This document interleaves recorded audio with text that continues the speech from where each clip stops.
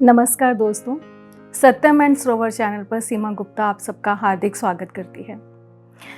दोस्तों, आज हमारे साथ हैं स्वामी चैतन्य कीर्ति जी, जिन्होंने 1971 में ओशो से संन्यास लिया। ओशो के सानिध्य में कई तरह की जिम्मेवारियां आश्रम में निभाई और कई महत्वपूर्ण कार्य किए। ओशो की कीर्तन मंडली का हिस्सा बनकर देश भर में उनकी शिक्षाओं का प्रचार प्रसार किया, कीर्तन किया। ओशो कम्युन इंटरनेशनल के स्पोक्स पर्सन भी रहे। ओशो टाइम्स इंटरनेशनल मैगजीन के फाउंडिंग एडिटर भी रहे। आजकल वो ओशो वर्ल्ड फाउंडेशन के स्पोक्स पर्सन और ओशो वर्ल्ड मैगजीन हिंदी के एडिटर भी हैं। ओशो की कई किताबों पर बतौर एडिटर उन्होंने कार्य किया और स्वयं भी उन्होंने ओशो विज़न पर कई किताबें लिखी हैं। सोशल मीडिया में, अखबारों में और मैगजीन्स पर इनके ओशो से संबंधित आर्टिकल्स लगातार छपते रहते हैं। देश विदेश में मेडिटेशन कैंप इन्होंने आयोजित किए हैं और आज भी कर रहे हैं। तो आइए दोस्तों, हम मुलाकात करते हैं स्वामी चैतन्य कीर्ति जी से और जानते हैं उनके इस आध्यात्मिक सफ़र के बारे में। नमस्कार स्वामी जी, आपका हार्दिक स्वागत है। स्वामी जी, सबसे पहले हम आपकी फैमिली बैकग्राउंड के बारे में जानना चाहते हैं और आपका ओशो से मिलना कैसे हुआ। ओशो से मिलने से पहले का जीवन इतना महत्वपूर्ण नहीं है, फिर भी मैं संक्षेप में बताऊंगा क्योंकि वो एक बैकग्राउंड है ओशो तक पहुंचने की। जीवन तो काफी संघर्षमय था। संघर्ष कई तलों पर था कि जो हमारे आसपास का सामाजिक परिवेश है, माहौल है, पारिवारिक माहौल है और आध्यात्मिक माहौल है, किसी चीज से संतोष नहीं मिलता था। असंतोष का ही जीवन था और असंतोष के इस बैकग्राउंड में मन कुछ निरंतर कुछ ऐसा ढूंढ रहा है जहां संतोष मिले। तो उस संतोष की अस्पष्ट धुंधली सी कोई तलाश तो थी, जो कि मैं साहित्य बहुत पढ़ता था ताकि कहीं आंसर मिले, कोई उत्तर मिले। मेरा काम था किताबें लिखने का, पर वो एजुकेशनल बुक्स थी। वो तो सिर्फ पढ़ाई लिखाई में काम आती हैं, कोई उसमें आत्मिक संतोष नहीं मिलता है, पैसा मिलता है। वो उससे मैं पैसा कमा रहा था और अपना भरण पोषण कर रहा था और पढ़ाई का खर्चा निकाल रहा था ओशो के पास आने से पहले।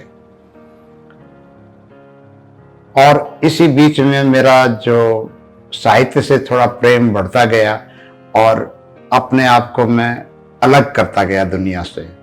एक जैसे कमरे में बैठ गए हैं, अध्ययन कर रहे हैं, उसकी ओर ध्यान दे रहे हैं जो कि सार्थक है, व्यर्थ को छोड़ रहे हैं। तो इस तरह की जीवन शैली बन गई थी। तो मैं साहित्य पढ़ता था और जो साहित्यिक पत्रिकाएं उस समय की थी, और वो पत्रिकाएं थी धर्मयुग, साप्ताहिक हिंदुस्तान, नवनीत, कादम्बनी। ये साहित्यिक पत्रिकाएं भी थी और थोड़ा बहुत राजनीति तो होती थी हर चीज में। तो वो पढ़ता था मैं, और उन्हीं पत्रिकाओं को पढ़ते पढ़ते एक दिन मुझे ओशो का लेख पढ़ने को मिला। और वो लेख था, क्या मनुष्य एक यंत्र है। और ये लेख एकदम अन्य धर्मों से अलग था। धार्मिक चर्चा थी, स्तंभ का नाम भी धर्म चर्चा ही था, लेकिन वो जो पीटी पिटाई बातें होती धर्म की, वो नहीं थी। अंधविश्वास नहीं था। एक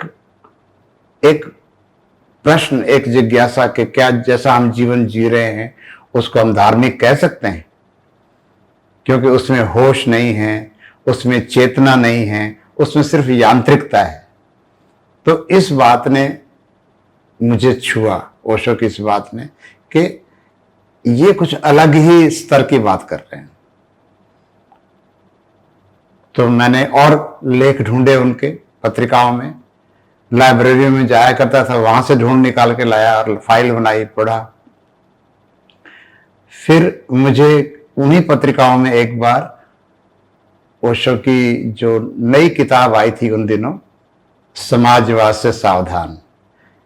इंदिरा गांधी ने मध्यावधि चुनाव कराए थे और समाजवाद का नारा दिया था, गरीबी हटाओ समाजवाद लाओ। तो मैंने वो समाजवाद की पुस्तक ओशो की जो समाजवाद के खिलाफ थी, समाजवाद से सावधान करने की थी, उसको ऑर्डर किया, मिल गई, पढ़ी। पर उसको पढ़ते हुए मुझे लगा कि ये ओशो जो कह रहे हैं वो ऐसा नहीं कि कोई सच में बाहर क्रांति आ सकती है। आती हैं क्रांतियां, लेकिन वो खूनी क्रांतियां होती हैं, उससे सुधार कुछ नहीं होता। एक तरह की राजनीतिक व्यवस्था दूसरी राजनीतिक व्यवस्था को रिप्लेस कर देती है, पर मनुष्य के जीवन में बदलाहट नहीं होती। और मनुष्य के जीवन में बदलाहट कैसे हो, इसका सूत्र दिया उसी किताब में कहीं ना कहीं अंडर करंट थी कि ध्यान के द्वारा व्यक्ति बदलता है। तो उस पुस्तक में मुझे ये अंतर्दृष्टि मिली कि जीवन में जो रूपांतरण है वो बाहर से नहीं आता, भीतर से आता है। ध्यान से जिएंगे तो बदलाहट हो सकती है, और ध्यान की बहुत जरूरत है। पर वो उस किताब की वो थीम नहीं थी, पर एक अंडर करंट थी जो मेरी पकड़ में आई। क्रांतियां होती हैं, लेकिन जो क्रांति करने वाले होते हैं वो ध्यानी नहीं होते। जिनके साथ क्रांति की जा रही है वो ध्यानी नहीं होते। तो दो कंफ्यूज्ड किस्म के लोग, जनता और नेता, एक दूसरे के साथ जो करते हैं वो उसका रिजल्ट हमारी आज की दुनिया है। तो ओशो ने कहा कि समाजवाद के नारे से कुछ नहीं होने वाला है। देश में अगर पूंजी बढ़ेगी तो पूंजी को बांट सकते हो, पूंजी सब तक पहुंच सकती है, लेकिन कोई बढ़ेगी नहीं तो गरीब को क्या मिलेगा, और गरीब हो जाएंगे। तुमने एक अमीर के पैसे ले लिए और गरीबों में बांट दिए तो उसको भी गरीब ही कर दिया। तो एक तरह से वो दृष्टि दे रहे थे कि हमें सृजनात्मक होना है, हमें कुछ पैदा करना है। पहले बाहर की समृद्धि आए तो हम भीतर की समृद्धि की ओर ध्यान दे सकते हैं। अन्यथा समाजवाद का नारा बस फोका है, उसमें कोई प्राण नहीं है। तो फिर मैंने उस पुस्तक में देखा कि और पुस्तकों के विज्ञापन हैं ओशो के। दूसरी पुस्तक थी संभोग से समाधि की ओर, और वो भी बड़ी क्रांतिकारी पुस्तक थी। मंगवाई, मैंने पढ़ी, जिसमें उनका संदेश प्रेम का है, लेकिन ऐसे प्रेम का नहीं जो निम्न तलों पर जाता है, बल्कि संभोग से ऊपर उठकर समाधि की ओर गतिमान होता है। तो वो लोगों में भ्रांति फैल गई कि ये तो सेक्स गुरु हैं, लेकिन मेरे लिए वो एक दिशा सूचक था कि पूरी मनुष्यता खड़ी सेक्स के तल पर है, बायोलॉजिकल लेवल पर खड़ी है, उसकी कोई चेतना का विकास नहीं होता है। तो चेतना का विकास करना हो तो संभोग के क्षणों में जब एक ग्लिम्स मिलती है, जब ईगो नहीं होती है और जब टाइम भी खो जाता है, टाइमलेसनेस, ईगोलेसनेस की एक झलक मिलती है, उस झलक को शाश्वत करने के लिए, उस झलक को हमेशा की स्थिति बनाने के लिए, विकसित होने के लिए, ऊर्जा का ऊर्ध्वगमन करने के लिए एक विज्ञान है जो चेतना का विज्ञान है, ऊर्जा का विज्ञान है। वो ओशो ने उस किताब में उसकी थोड़ी सी भूमिका बांधी। हालांकि बाद में उन्होंने विज्ञान, भैरव तंत्र और 112 विधियां, इन सब पर प्रवचन दिए, लेकिन भूमिका उसमें बांध दी थी उस किताब में। और वो किताब ऑल टाइम बेस्ट सेलर रही, क्योंकि विवाद भी खड़े हुए, लेकिन उन्होंने सूत्र वहां दे दिए थे। फिर मैंने ओशो की एक और पुस्तक मंगवाई जिसका नाम था जिन खोजा तिन पाइयां। वो कुंडलनी यात्रा की थी।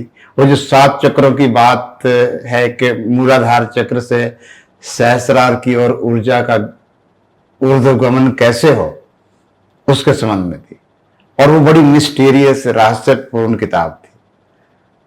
तो वो मैंने पढ़ी, और उसके कहीं मध्य में जहां शिविर पूरा होता है, ध्यान शिविर, उसमें ओशो बोलते हैं कि मैं गांव-गांव जाऊंगा, नगर-नगर जाऊंगा और लोगों की आंखों में झांकूंगा। जहां मुझे ऐसी कोई संभावना दिखेगी कि इस व्यक्ति के जीवन में ज्योति जल सकती है, मैं उसको अपने पास बुला लूंगा। ऐसे मुझे लोग चाहिए जिन पर मैं काम करूं और वो दुनिया के लिए उस संदेश को आगे ले जाए। और ये कहा कि विवेकानंद 100 लोगों को ढूंढते थे, वो असफल हुए, लेकिन मैं असफल नहीं होना चाहता, मैं तो उनको पकड़ कर ही लाऊंगा। तो अगर उन लोगों की तैयारी है तो मैं बिल्कुल तैयार हूं उन पर काम करने के लिए कि हम इस युग को, इस विश्व को कुछ दे सकते हैं जो इसकी जरूरत है। एक ध्यान का महान आंदोलन चाहिए, एक ध्यान का बड़े पैमाने पर आंदोलन चाहिए, क्योंकि तराजू के पलड़े गड़बड़ हो गए हैं। एक तरफ सारे उन्होंने कहा विक्षिप्त राजनीतिज्ञ हैं, पागल राजनीतिज्ञ हैं, जो दुनिया को हिंसा की, विनाश की दिशा में ले जा रहे हैं। दूसरी ओर कुछ मुट्ठी भर गिने चुने वो हैं ध्यानी लोग, तो संतुलन बिगड़ गया है। तो मैं उस संतुलन को वापस स्थापित करना चाहता हूं, जो कभी बुद्ध के जमाने में हुआ होगा, कृष्ण के जमाने में हुआ होगा। तो एक व्यापक आंदोलन की जरूरत है, ये उनका आह्वान था, उनकी दृष्टि थी। तो ये मैंने पढ़ी और दूसरे दिन मैंने निर्णय किया कि मैं अब यहां नहीं रहूंगा, मैं उनके पास ही जाता हूं। किताब को मैंने आधा ही पढ़ा, जहां ये वाक्य आते हैं मैंने उसके बाद बंद कर दी कि बाकी की यात्रा मैं उनके साथ ही जाकर करूंगा। उस समय मैं बीए कर रहा था, तीसरे साल में था, आखिरी साल में था बीए के, और वो मैंने बीच में पढ़ाई छोड़ दी सितंबर के महीने में ही। और सितंबर के महीने में ही मैं 2 तारीख को घर से निकल पड़ा उनको बॉम्बे में जाकर मिलने के लिए। तो 4 सितंबर की सुबह मैं पहुंच गया वहां पर। मेरे पास उनका कोई अता पता नहीं था कि कहाँ रहते हैं, पर किताबों में जो प्रकाशक का, बॉम्बे के प्रकाशक का एड्रेस दिया होता है, जीवन जागृति केंद्र, उसको देख के मैं जीवन जागृति केंद्र पहुंच गया। और सुबह सुबह मैंने वहाँ किसी द्वार खटखटाए और पूछा कि वो कहाँ रहते हैं।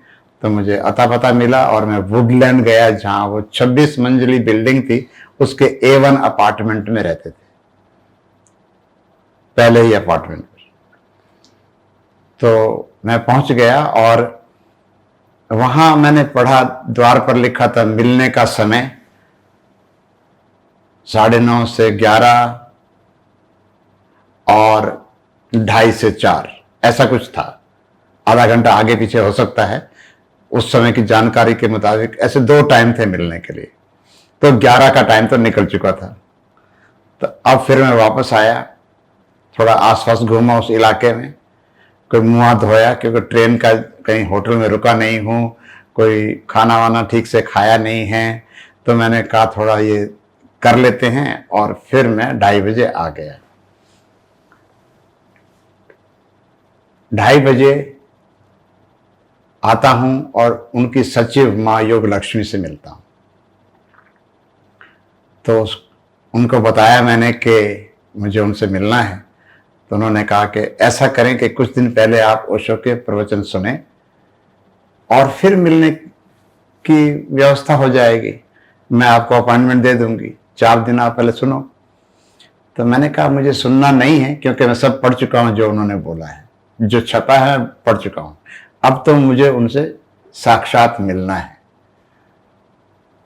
तो फिर उन्होंने कहा नहीं, मैं ऐसे भैया ऐसे कोई मुलाकात का समय नहीं दे सकती, थोड़ा फिर भी आप उनको देख लोगे, सुन लोगे यहाँ पर, तो और आपको क्लैरिटी होगी और आप फिर मिलना। तो मैंने कहा मुझे तो आज ही मिलना है।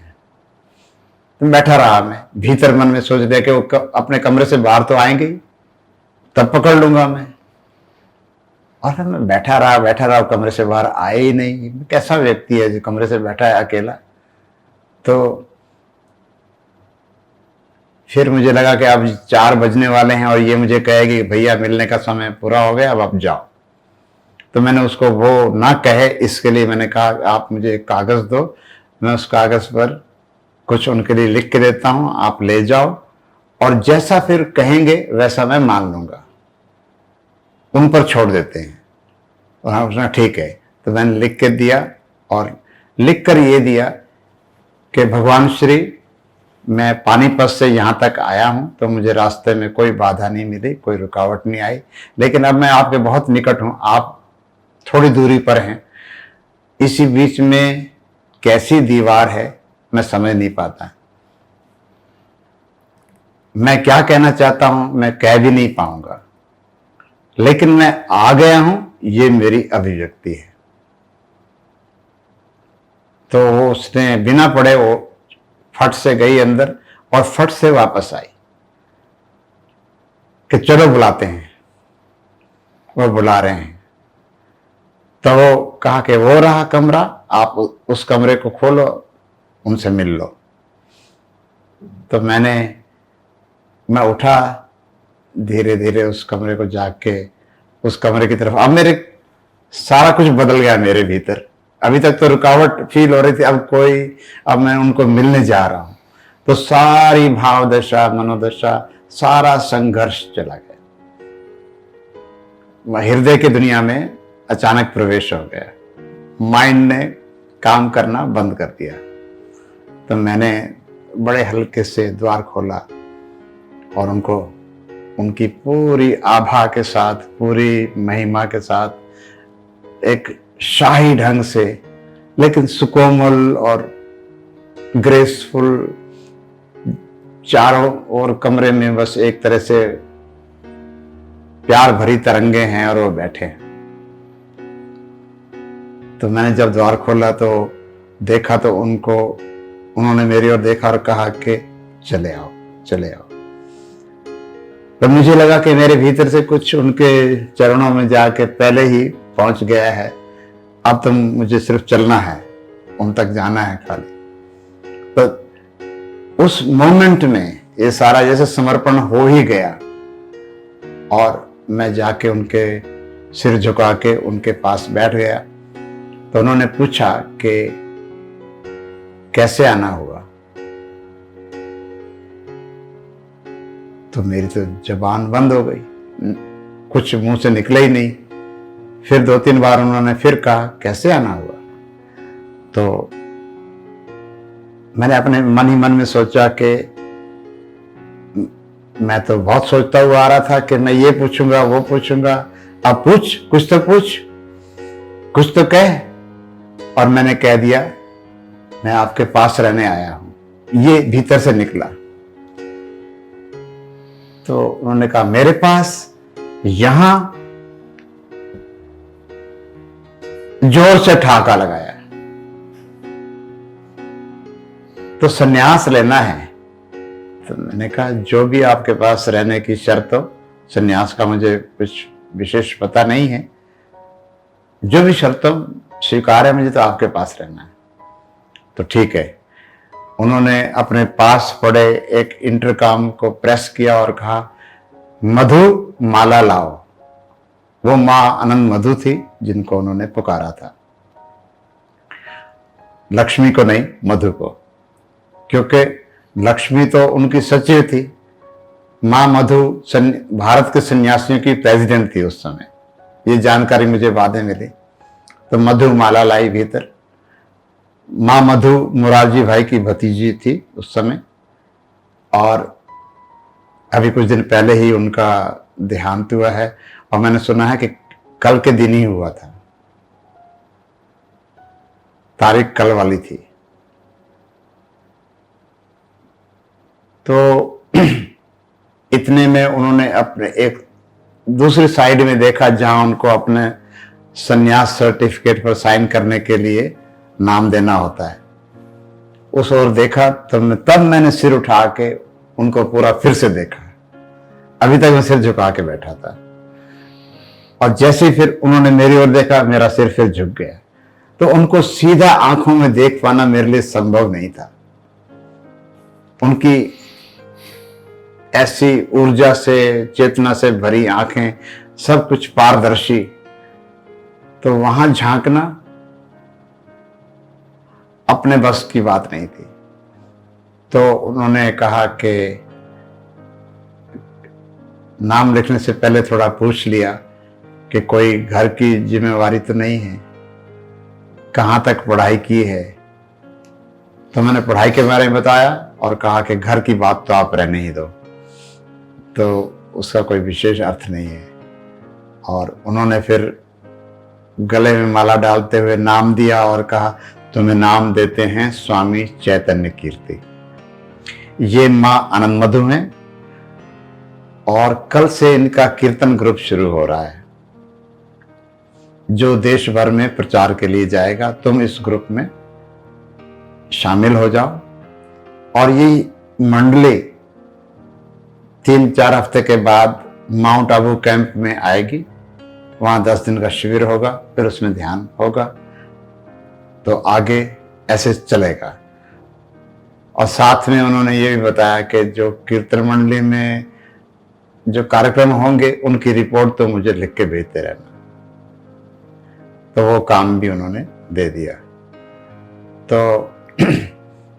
अब जब उन्होंने मेरा मां मधु से परिचय करवाया तो मैं उठ के उनके पांव छूने लगा। तो उस समय वो मुझे हंसते हुए कहती हैं कि पांव तो इन्हीं महाराज के छुओ, मेरा तो सिर पकड़ो। मतलब जिम्मेवारी की तरह, जैसे माँ की जिम्मेवारी हो जाती है ना, कि आप माँ के साथ जा रहे हैं तो एक उसकी जिम्मेवारी हो गई। तो वो इस तरह से उन्होंने वाक्य बोला हंसते हुए। इतना मुझे याद है।